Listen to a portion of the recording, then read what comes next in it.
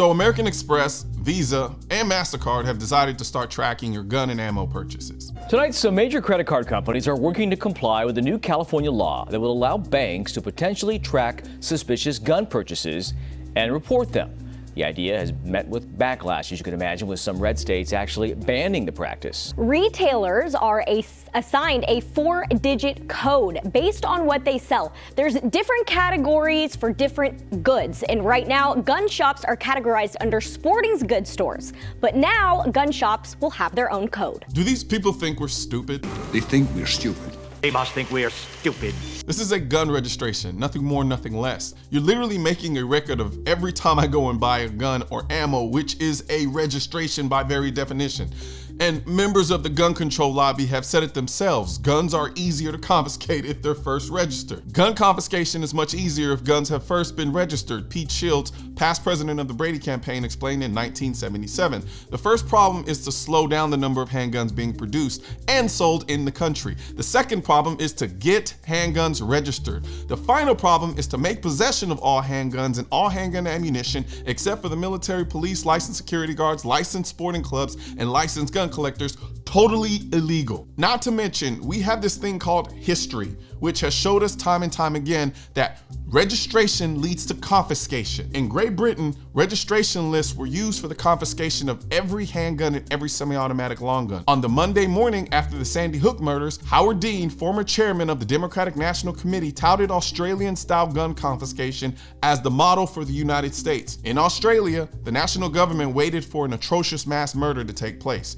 32 people at a tourist site in Tasmania in 1996, and then unleashed its gun confiscation program, following a plan developed by Rebecca Peters, who would later become the head of an international gun ban lobby called the International Action Network on Small Arms, or IANSA. The confiscation bill was rushed through the legislature while emotions were high and skeptics could be shouted down. Thus, every semi-automatic rifle, every semi-automatic shotgun, and every pump-action rifle in the nation was confiscated. Hudson Munoz with gun control advocacy group Guns Down America says the new merchant codes could help spot gun violence before it happens. What they do is classify the retailer.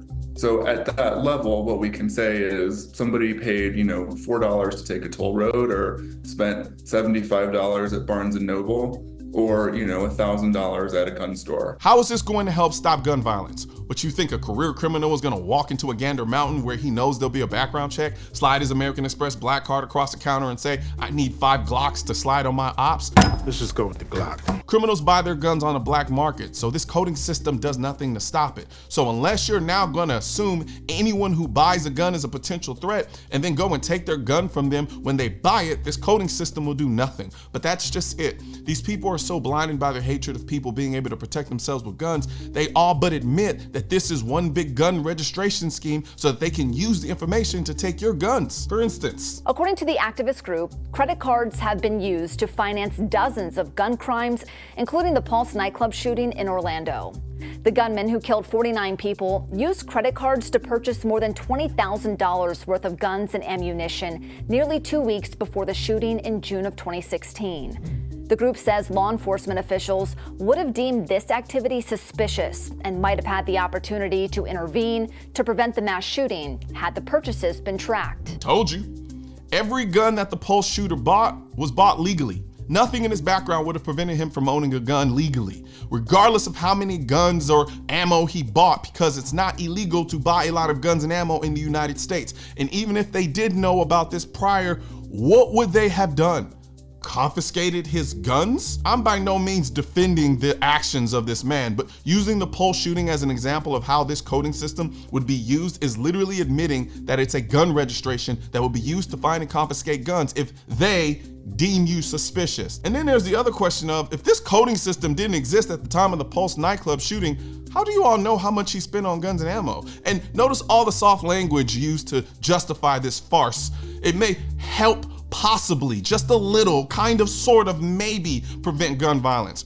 I can come up with a whole list of things that could possibly, maybe, sort of help prevent gun violence that don't involve creating a gun registry, which will literally do nothing but tell us what guns were purchased after the fact, or make it really helpful to confiscate guns from law-abiding citizens. Just saying. And merchant category codes can be used to create what are called detection scenarios.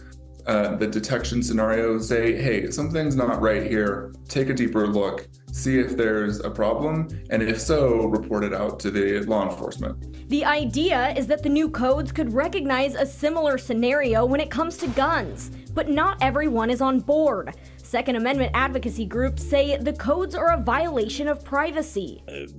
Gun owners do have privacy rights. And if they want to purchase ammunition or if they want to buy a firearm, they shouldn't be having to look over their shoulder if a credit card company is keeping tabs on them. But gun control groups say giving gun stores their own merchant codes doesn't infringe on anyone's rights. The code bolts onto an existing system for classifying retailers, and that has any number of benign uses. So the notion that this is like unwarranted tracking, I think, is overstated. This new California law will go into effect May 1st, 2025. I find it funny how when it comes to open carry, the anti-gun lobby is like, no, we don't want to be out in public and know that you have a gun, but in the same breath want to know every time we buy a gun.